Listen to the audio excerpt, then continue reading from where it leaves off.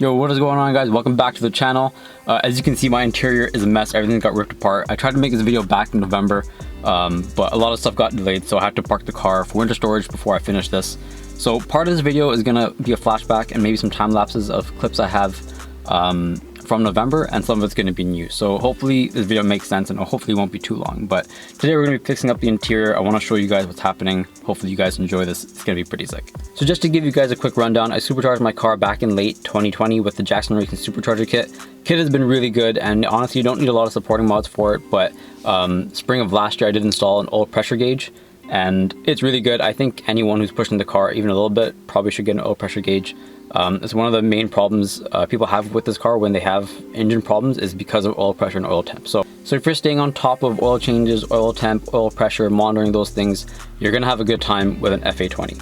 So the plan was always to expand from the oil pressure gauge to also have an AFR and a boost gauge, even though they're not really necessary. Honestly, I don't think in a supercharger setup you even need them, but just to complete the setup, I wanted to do it. So I went with the AEM X Series, triple set, AEM X Series oil pressure, UEGO AFR, as well as a boost gauge. I'll put the part numbers specifically in the description so you guys can check out if you want to see the same parts. So as you guys can see, got the oil pressure gauge there, and I've got my AFR and boost gauge floating. They're plugged in and they're working, but they're kind of sitting here because I didn't mount them in their pods yet. And I'll jump to a time lapse later showing how to actually install these and do the wiring.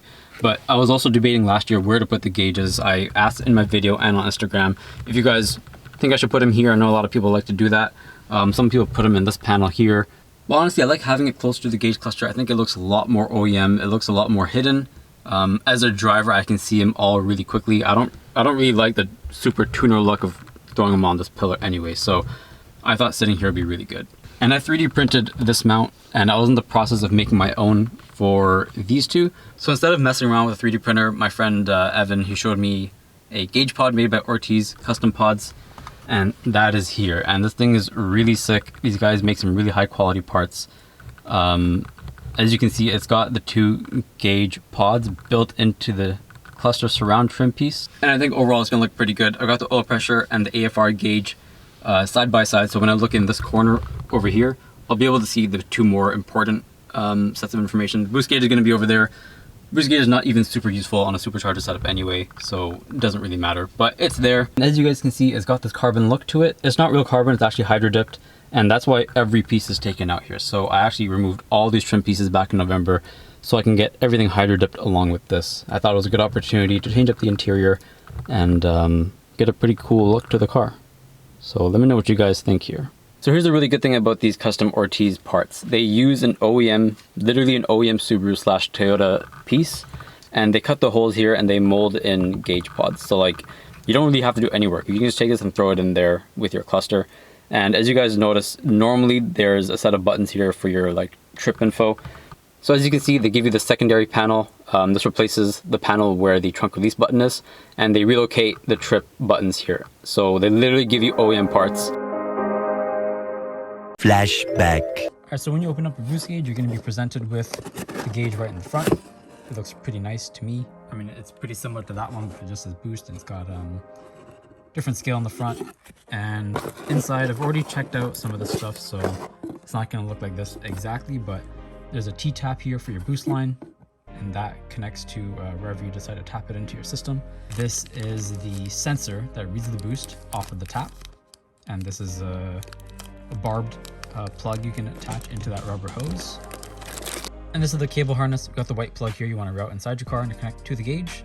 The black and purple over here connects to the sensor that you connect to get boost or to read your boost. And the wiring here is for power. There's more instructions inside the document inside there, so you can see what to plug it into. So inside the box for the AEM AFR gauge, you'll see at the back of the sensor, there are two ports to plug something in. So there's two cables you're gonna want to run inside the car.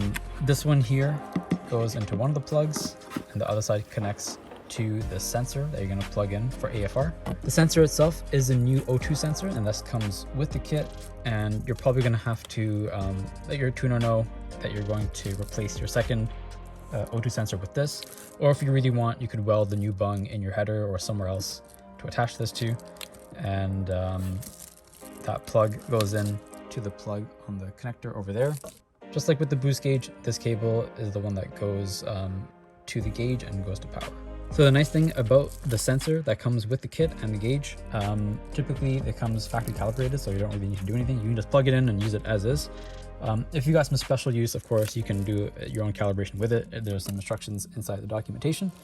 But as is out of the box, this should work really well. All right, so I know this looks like a mess, but I'm gonna give you guys a little tip for how you can wire this stuff and send it from your engine bay through the firewall into your interior. So as you can see down there, that black thing right there, that is the firewall boot we're trying to send stuff through. And I've got this metal rod. You can use a hanger as well, but I'm basically using it to fish my cables into the interior. So I've taped up one cable for the 1 gauge and the other cable right next to it, or right behind, and you do them staggered so that you can keep this package thin. And all you gotta do, like this is already stuck along the side into the interior, so all you gotta do is guide this down, and from the interior just gently pull it through and pull the cable as much as you need. Check the slack and then you should be okay.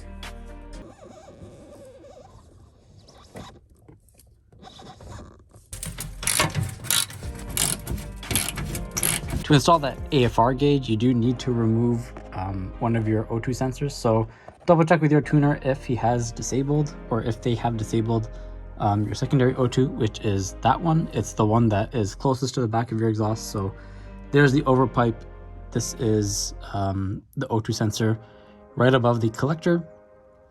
And there's your primary O2. All right, and once you do unmount that O2 sensor from the bottom, you're gonna come up over here and disconnect this black connector right here.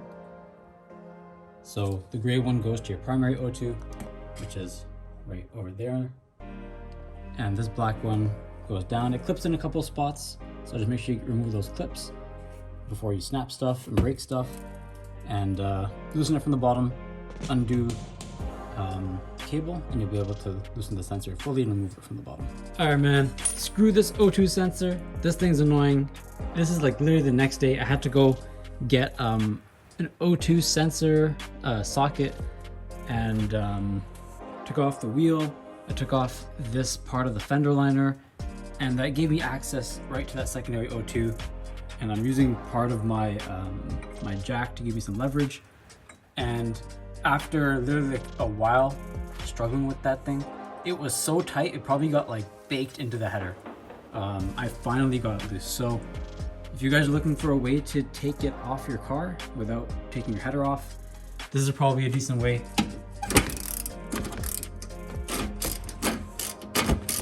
All right, so in case you guys were interested, just a little side by side, this is the OEM secondary O2 sensor, and this is the one that comes with the AEM gauge. If you take this off, they did already grease the threads, so be careful not to touch that with your fingers.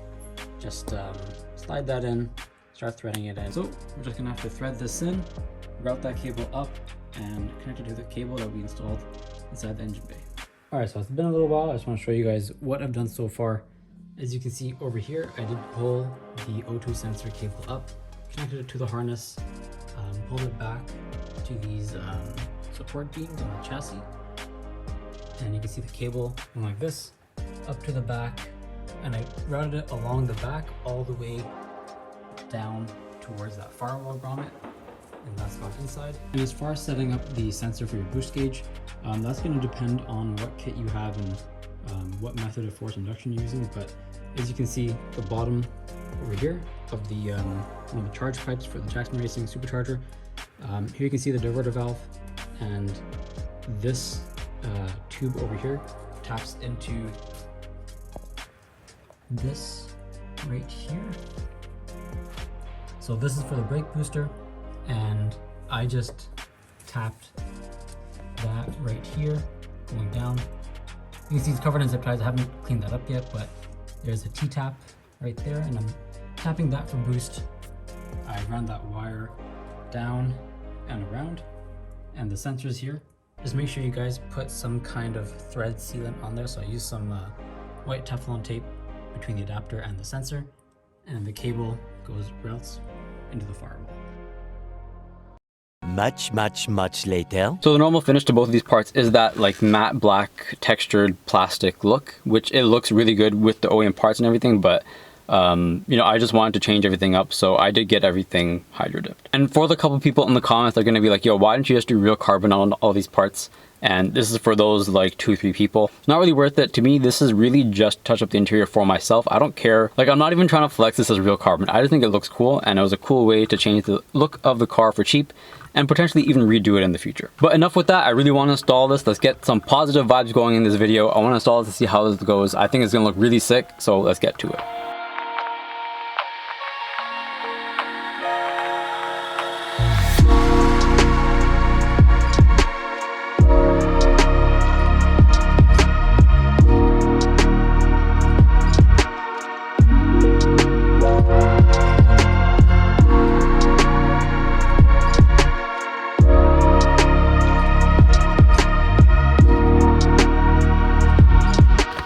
So I'm realizing right now that the back of this gauge pod, the rim at the back, right here, kind of hard to see, but this rim is interfering with this. So I'm gonna have to notch this out.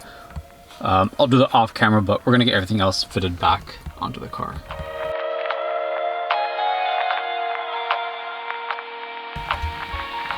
Yo, that looks pretty sick.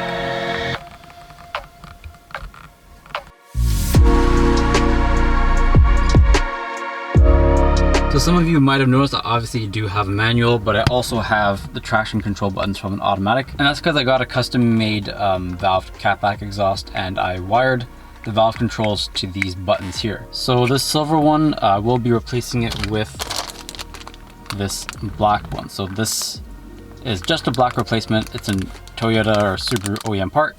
And this right there, that is the part number if you guys want to take a look. So I think it's gonna look pretty good with this carbon style look, everything blacked out. In case anyone was wondering, the wiring for my valve muffler controls still looking good, no problems. Everything's still intact and everything's working good.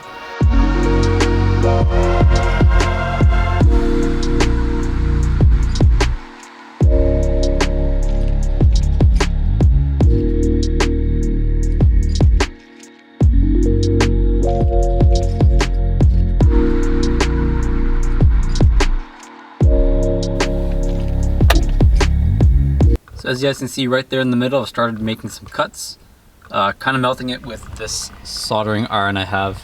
I have a blade tip attachment to it, so I'm just melting and cutting slowly. I'm gonna start trimming little bit by little bit and just cut out only what I need. I don't want to cut out a huge hole and make it look like really whack behind this. Yeah, I got no idea what I'm doing, so take this with a grain of salt if this actually works or not.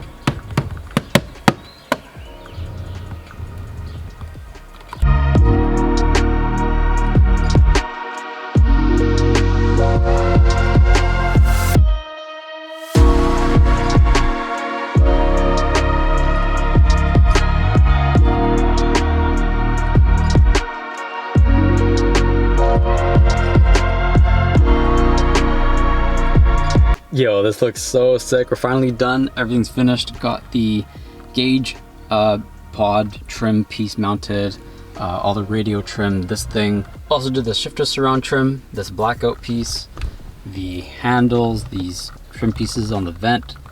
Oh yeah, also this vent piece as well. So got a lot of this matched up. It looks really good, I gotta say. Kind of hard to replicate it with the camera, but this is my point of view and you can see all of the gauges super clearly. Let's just make sure everything works. I'm gonna close the valves. I think those are closed.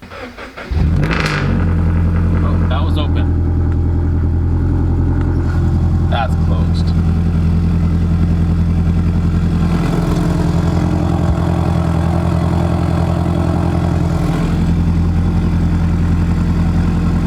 So gauges should be working. There's my AFR.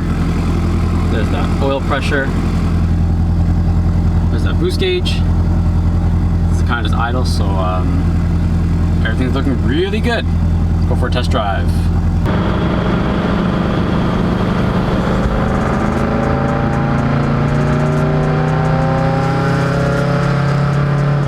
So I just went to grab dinner and wanted to give you guys a look at how all of this looks powered up at night.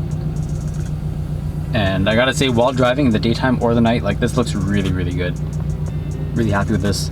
The you can notice on camera a lot more the gloss reflection of this, but like from my driver perspective, I kind of see something like this, so it's actually not that bad. I don't really notice it at all. Alright guys, back in my car recording an outro for the video. Just grabbed some dinner, hung out with some family, so had a good time tonight. Took the car out. It was really good weather. Still a bit chilly at the beginning of spring, so still good, like, boost season weather. It's really good driving the car these days. I'm really happy with how this turned out. Let me know in the comments below how you guys feel about the setup. Let me know what you guys think about this hydro dip thing. This is my first time trying this. I think it looks pretty cool, but let me know what you guys think about this process. And if you guys like the setup with the gauges, drop some feedback in the comments. If you guys enjoyed the video, leave a like, hit that sub. It's free. It helps out the channel a lot. And thanks for watching. See you guys next time. Peace out.